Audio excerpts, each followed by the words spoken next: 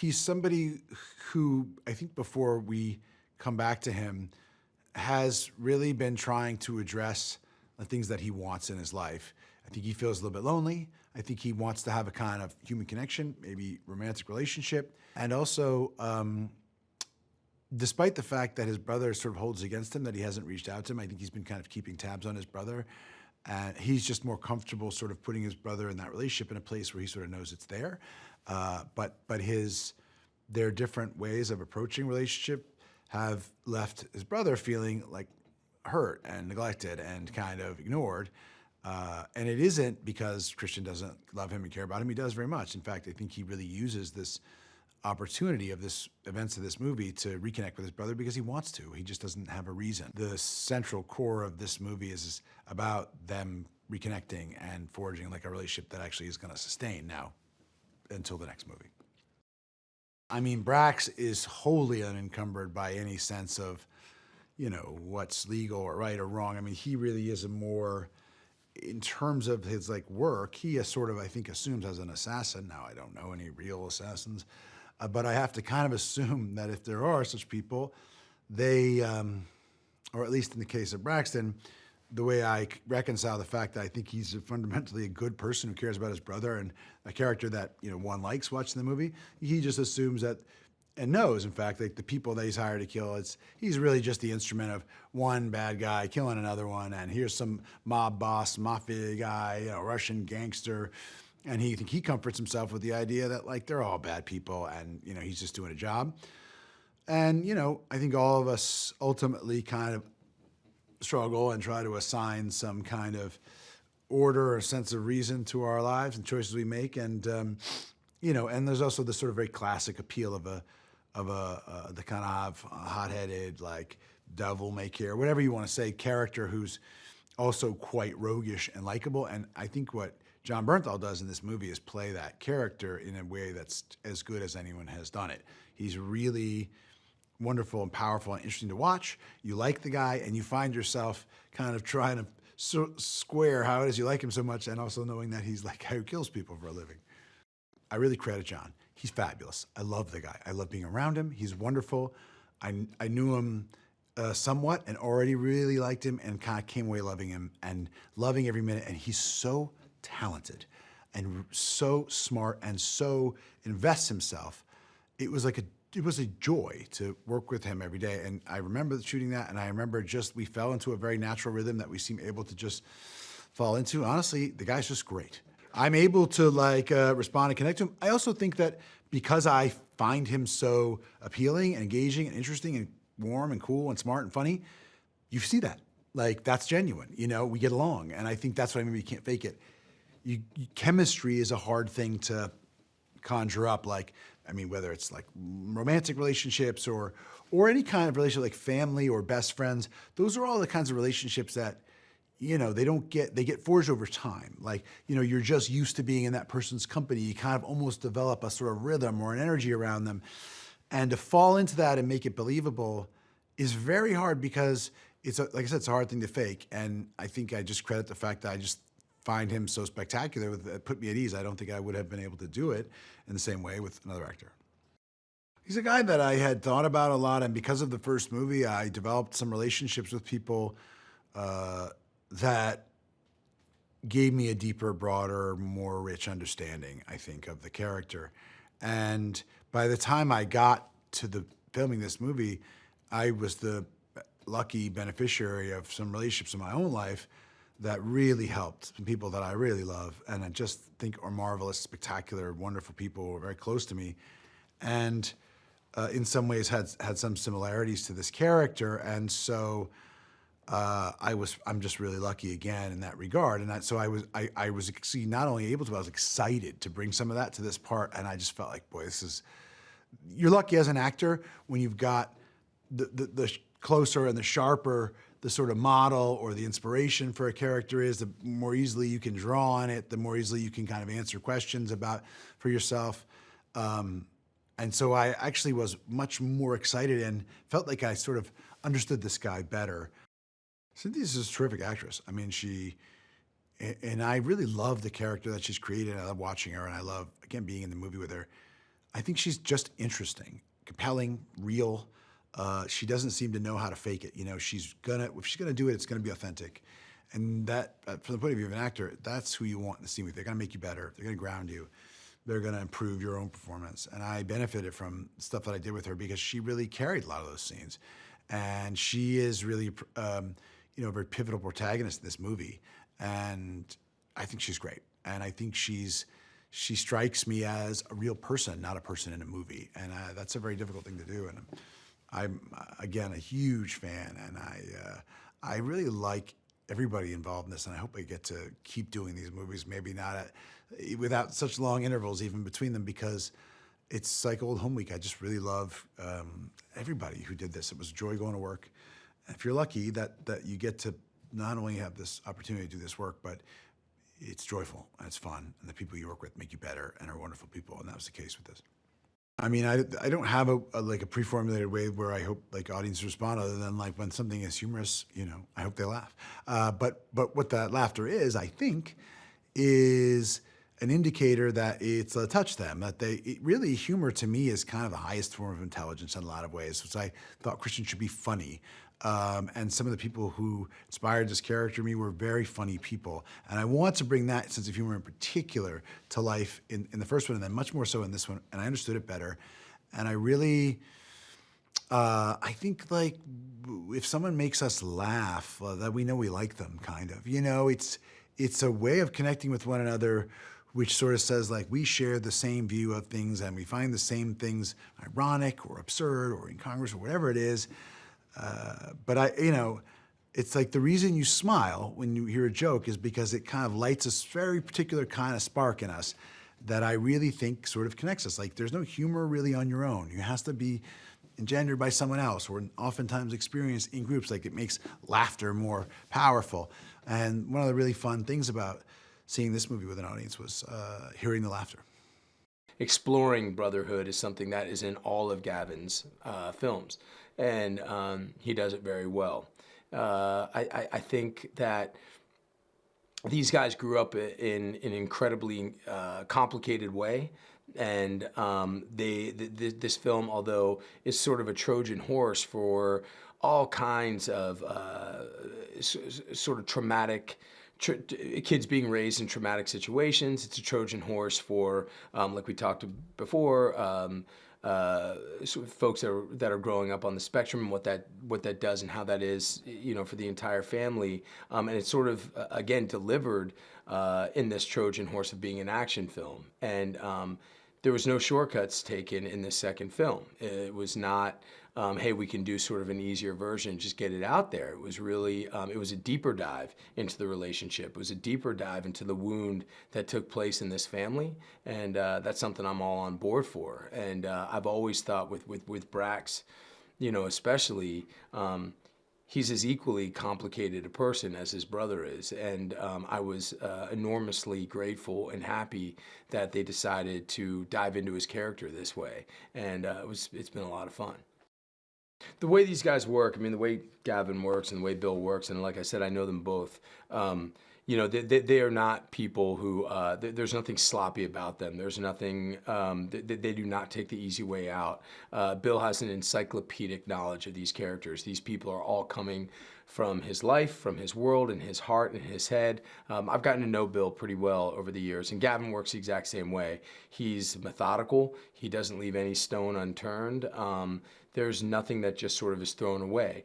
We went over this script, so many times to try to find any sort of inconsistencies, any sort of things that just brought up questions, any sort of mysteries, and then we dove in with everything we could to solve those mysteries. And so many of, I often think, so many times when you locate the problems in a script, or you locate the problem, the thing that you just can't quite buy, or the thing you can't just quite wrap your head or your heart around when you're playing a role, if you just focus on that one thing, once you figure that out, it opens up so many rivers of opportunity for the rest of the project, and that's really what we did.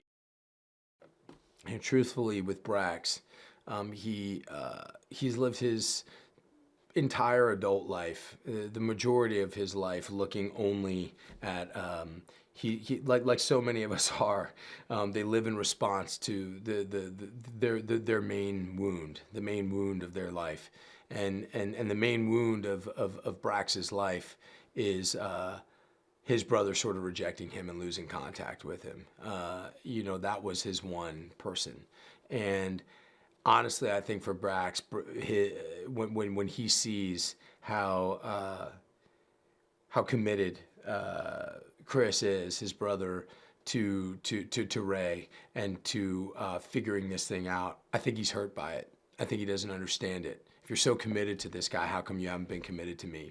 And there's a real protective narcissism I think that he has, and he's sort of unable to see anything outside of that until he does. And again, that's sort of where these characters evolve, and that's where there's these characters that have such a sort of colorful and rich history together.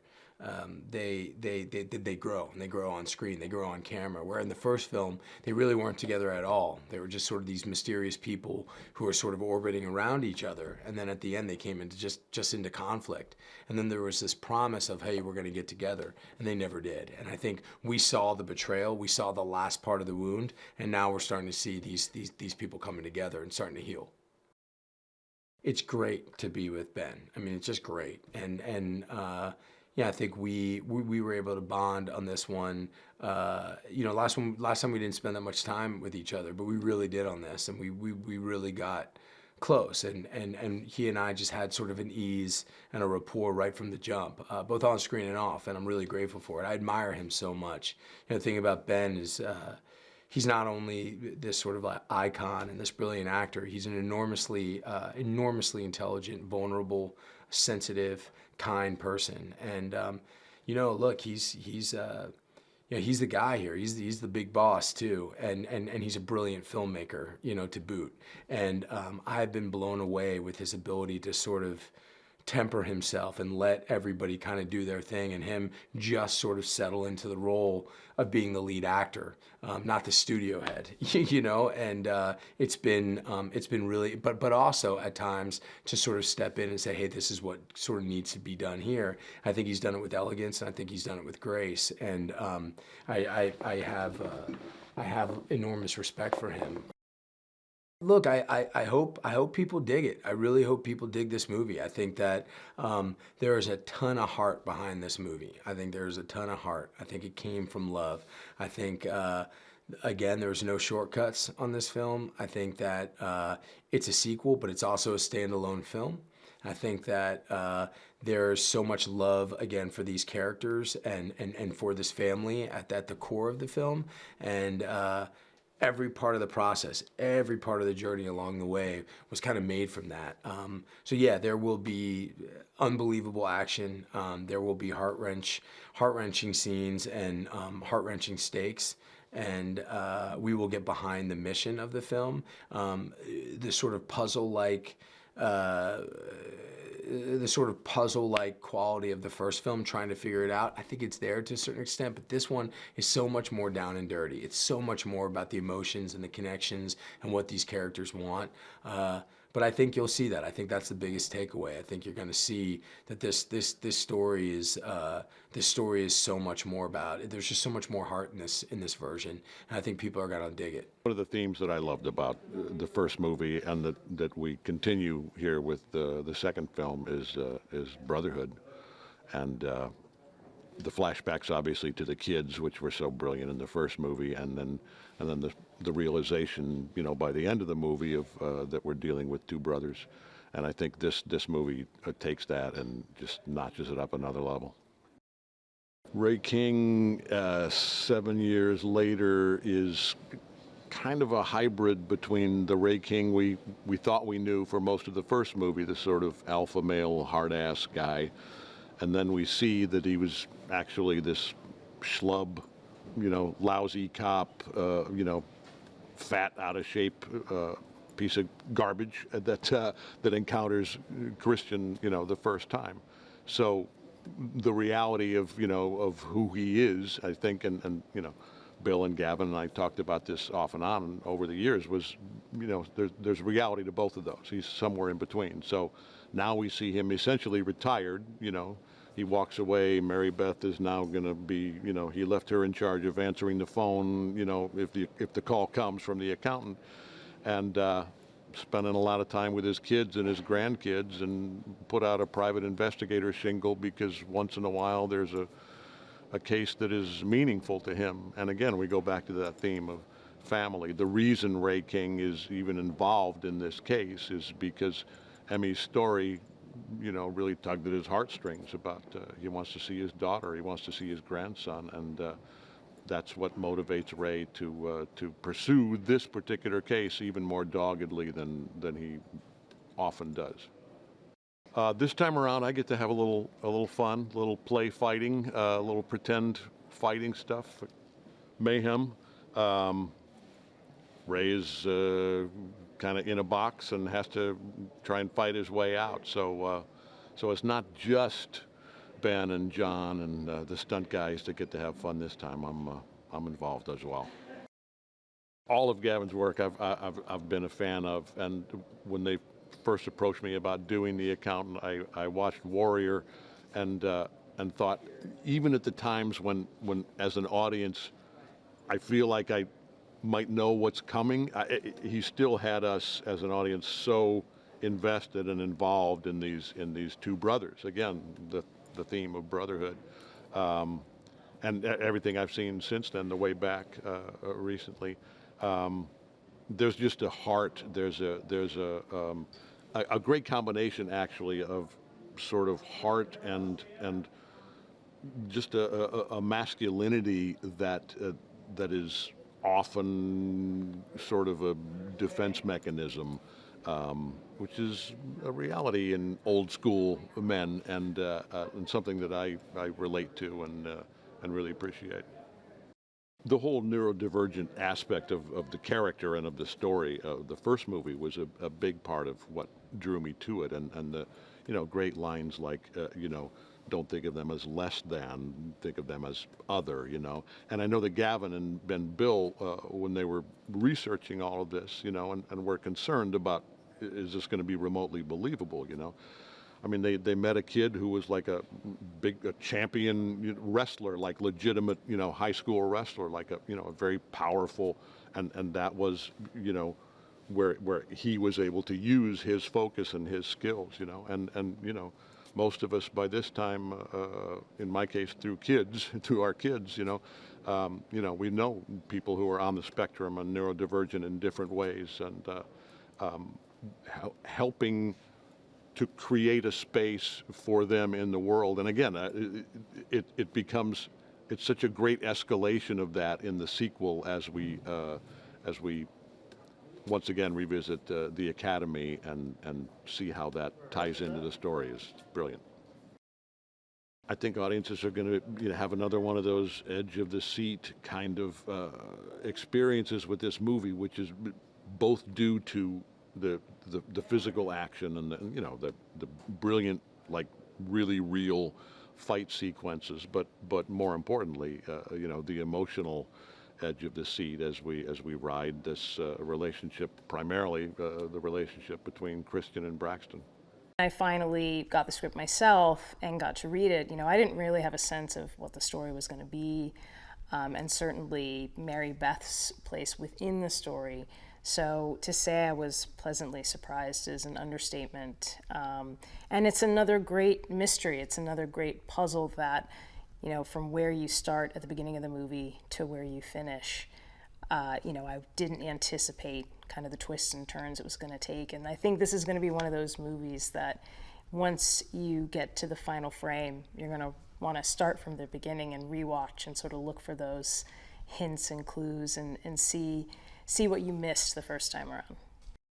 In the sequel, we essentially see Marybeth become the new Ray King. She is now deputy director at FinCEN, and essentially she's getting tips from Justine at Harbor Neuroscience in the same way that Ray did.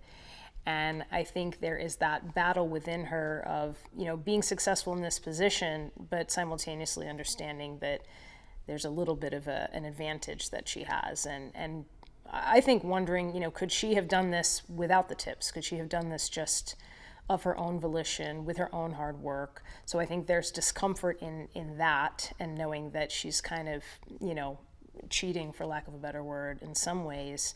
But ultimately, she wants to be somebody that is on the right side of the law, that is observing her own moral code, and making sure that justice prevails. So I think she can kind of, make that justification, but there is that uneasiness about how she got there. Well, Marybeth is definitely someone who wants to follow the letter of the law, again, has a very strong moral code, isn't a rule breaker, and Christian and Brax keep sort of pushing her line of what she is comfortable doing or willing to do to get closer to solving this case. Obviously Christian or Brax are two sides of the same coin, and they essentially, in her eyes, are criminals, and they use criminal means to, get answers, do the things that they do. So of course there's, to say that she's uncomfortable with that would be an understatement. And at a certain point, it becomes a question of, can I continue working alongside these guys, or is this going to be something that I'm going to have to, finish myself on my own? I think at the end of the day, people want to see themselves in stories, in movies, but they also want to see their loved ones, they want to see their siblings, they want to see their parents, their children, their peers. And I love that in telling this story centered around a neurodivergent character, sort of subverting whatever expectation there might be around what that person's like, what that person sort of strives for, hopes for, fears. And I think that's my favorite part about, this particular world, and why I think people respond to it so much. I think with the character of Christian Wolff and the way Ben portrays him, you have somebody that they have this real physical presence, very tall, almost arguably imposing in certain situations, and yet there's also this vulnerability. It's like the person that you want to sort of reach out and give a hug to. And so you've got these two sort of opposing ideas embodied in this one character. And I think, of course, you're rooting for Christian Wolff, especially once you really know the depths of his origin story and how he sort of arrived at the point that he arrived at. And I think Ben does this amazing job, and I think it's why people really responded to him in this role, that he sort of plays both of those things. A guy that should be feared in any kind of altercation, but also clearly, longs and yearns for being able to just express certain things, for connection, for things that, we all can relate to in that sense. Can't say enough good things about Gavin and the way he sort of helms and steers this ship of a film. I think what everybody brings to it in terms of their work and their dedication and their skills, it starts at the top, and it starts with him. And I think that, he has such a clear vision for what this story is and how this story unfolds, that I trust him so completely, because I just know how thoroughly he has examined every detail, every plot point, inside and out. And so once you feel that sense of security with the director and you trust them that much, it just makes it, such a joy, because you feel like you can really try for things, and you can explore things in real time, and you can collaborate and really talk through things. And so it just makes it a lot of fun. I think that The Accountant 2 is one of those movies that ticks all the boxes and does it in a way that keeps you guessing throughout. So even from the first frame and that first sort of moment, you have no idea where this movie's going to end up, and it's going to surprise you. And I would also say that it's a good excuse to go back and watch the first one as well. So I think both this movie as a rewatch and the first movie, there's, it's like an onion. You just keep peeling back the layers, discovering new things. And I personally love movies like that, something that with every watch you kind of discover something new. I've never seen a character like this before, especially someone who's also, the added piece of being Latina, but also having acquired savant syndrome. Acquired savant syndrome is actually something that I had read a great deal about prior to the script, just doing research for something else. So there's just a lot of different pieces to this person. And I think one big thing that jumps out at me, much like Ben's character, is that even though she is dangerous and you could argue her behavior is evil, she's not an evil person, and she's actually empowered and was herself a victim. And so this felt very different. Not someone who's sort of identified by being over-sexualized or, you know, I feel personally like the term badass gets thrown around a lot. And sometimes it's like a corporate badass or it's kind of a cookie cutter badass, whereas I feel like this character is truly, authentically badass. So the first time that we meet, Anais is like at a Mexican disco, and Ray King has been dying to meet this woman, and we don't quite know why. And when we first meet her, we're like, who is this person? She's kind of a spook.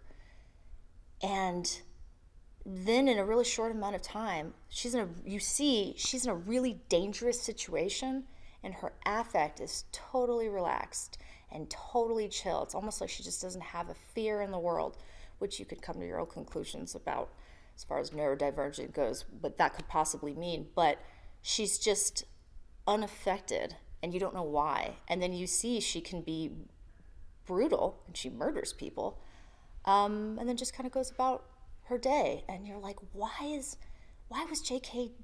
trying to find this woman, and why is she like that, and where did she come from, and what is her accent, and what does she look like? And there's so many things that are hard to pin down.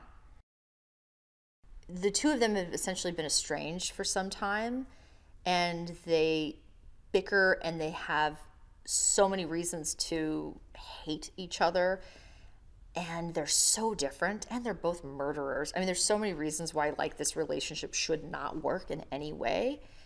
And yet through all of it, and even though, you know, Ben is so measured and has trouble expressing emotion, they really love each other. I think that's really what it is.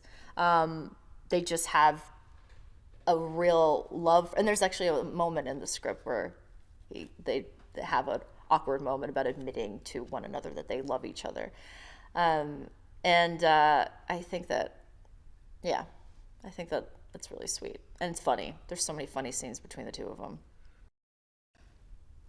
You know, this sounds like a line, but it's not. It really is a testament to the movie. There really is something in it for everybody. This movie is, aside from the fact that it has killer action and killer sequences that have had a lot of love and time and thought, and again, these producers and Gavin, they care so deeply about this movie. So there's a lot of love that went into it. So aside from the action stuff, it's also really funny.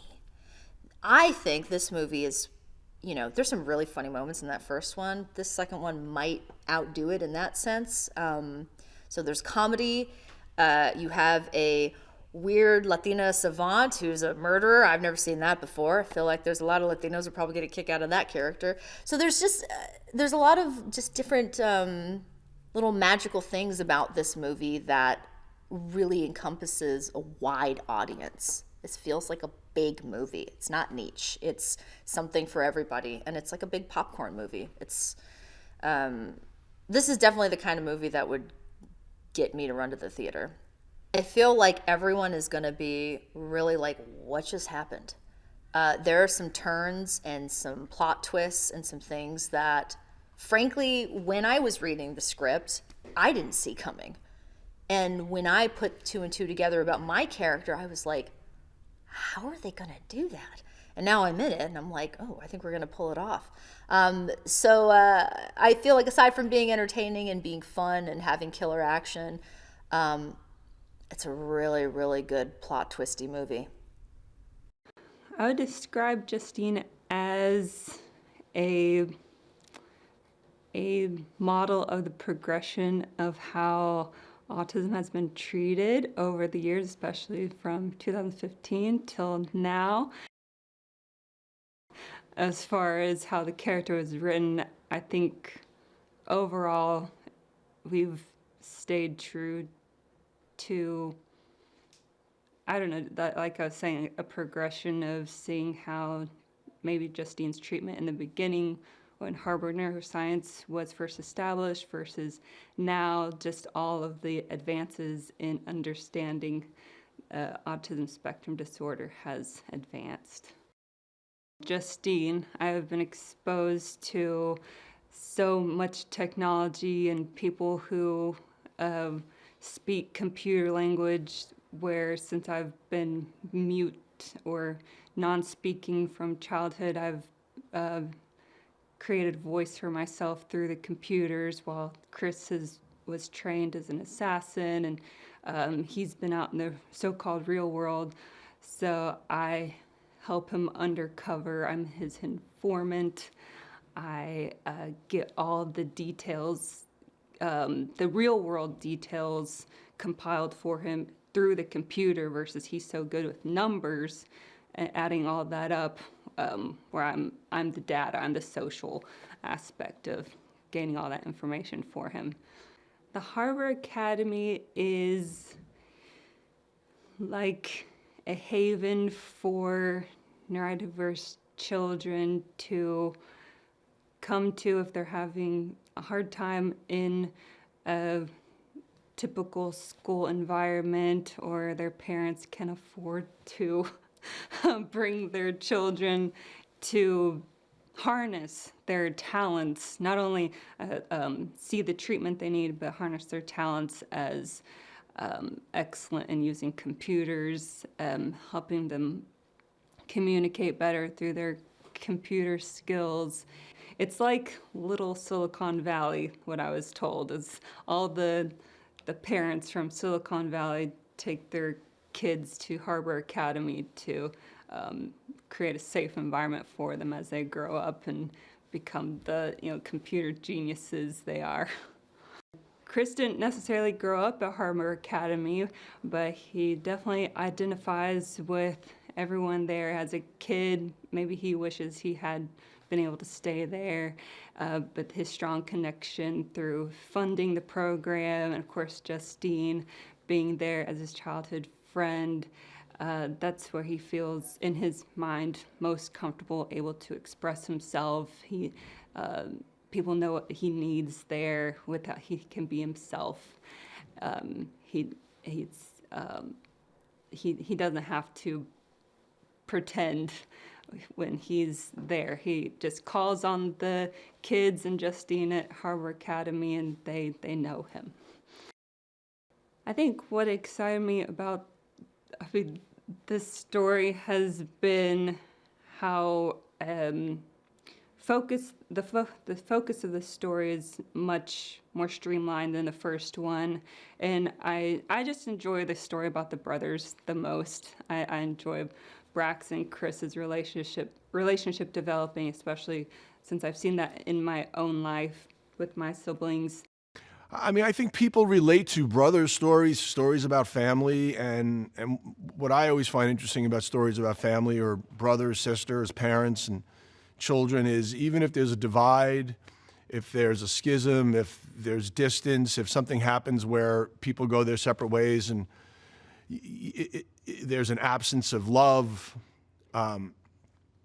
you can reconnect so easily in family with a simple "I'm sorry, I love you," and so I wanted to explore that. Everything that was happening in Juarez was really about the culmination of these two brothers now working together, and that was really what I just kept emphasizing to Ben and Jon, was that inside of what their mission was, it was really about how do these two brothers work together, which you can hit the rewind button to the first movie, to the flashbacks of the first movie when they were little boys, and they had, Brax had Chris's back, and when they had to solve a problem, they would try to do it together. So that's really, I was just sort of dramatizing what happened to them as when they were children, and now that they're adults, how do these guys, when we start them off sort of on opposite corners, and I'm just slowly trying to bring them together, it culminates in, it's a very simple thing with Chris says to Brax in the back of the Airstream when they're gearing up to go to war, and Chris just says, "I'm sorry." And that's all Brax needed. The first day I had Chris and Brax, Ben and Jon on set together,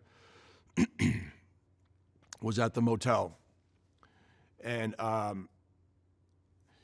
it was a scene with the two of them in the motel room before the girls show up and knock at the door. And I had them in a 2-shot. It was the first thing I shot with them. And when we finished that setup, I said, "We're done. I'm not going to do any other coverage. I'm going to live in a 2-shot," because they had a rhythm and a flow and a timing and just this molecular chemical thing that was that just was magic. I couldn't believe what I was watching. I hoped for it. Now, we met many times before during prep and rolled up sleeves on the script, and it was a complicated script, so it's sort of bite by bite handling that, but you don't know till you start rolling your camera. And when I saw the magic that was happening with these guys, I think it starts with in those meetings that we had before we, during prep, they really like each other. Ben and Jon really like each other. They sort of become really, really friendly in a very personal way. So, which I was pushing toward, I was encouraging that, of course. I thought it was great. But once we shot that scene, I was like, okay, this is going to be, I'm going to keep running at this. And that was, so it even changed. There's a lot of times where I'll just sit in a 2-shot with these guys because I don't need it. I just think it's more interesting to watch them together because they just had this rhythm. I was really encouraging them to take ownership of their characters, and they did. So once they really understood these characters and how to relate to each other and what we were going for and trying to attack every scene, we would shoot it where we did the lines, and then I would start encouraging them to improvise. And they're both really good at improvisation. So there's a lot in the movie that was unscripted.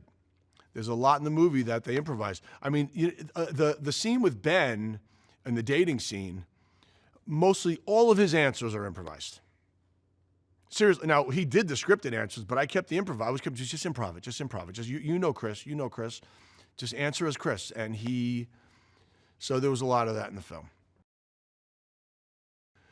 You know what I love what Ben does as an actor is, I think it's very tempting for any actor who is going to be portraying someone who's a genius or someone who has any kind of mental health issues. When actors approach that, I think you can get caught in a trap of showing off how good you are and maybe getting too big. And what I loved about what Ben did in his approach, it's really just about the small behavioral details and never trying to do anything too much or too big or too showy, and just keeping it subdued and honest. And I think he just never got tempted to go the other way. An idea of what I really thought was important for Brax, because he does some dastardly things, but I needed an actor that was, Jon has a vulnerability about him that is inescapable. Jon has, even if he does something that's bad, there's a goodwill that you get from Jon that is just inherent in who he is. So I knew I needed that for the character. I don't even know how aware Jon is of that, but it was something that I always recognized in him as an actor. So, but I also knew that I wanted this to go into, that this character was going to evolve beyond the first film. So, and then it gets to where, we integrating him into the script now, into the movie, and which he comes in at the end of the first act, is a guy who is as lonely as Chris, as disconnected from humanity as Chris, as starving for love as Chris, and and as violent as Chris. It's a complex character. Cynthia is she's such a good actor. So we spent a lot of time working on the character. We met many hours during prep, and then, you just go own her. You know who she is, go own her.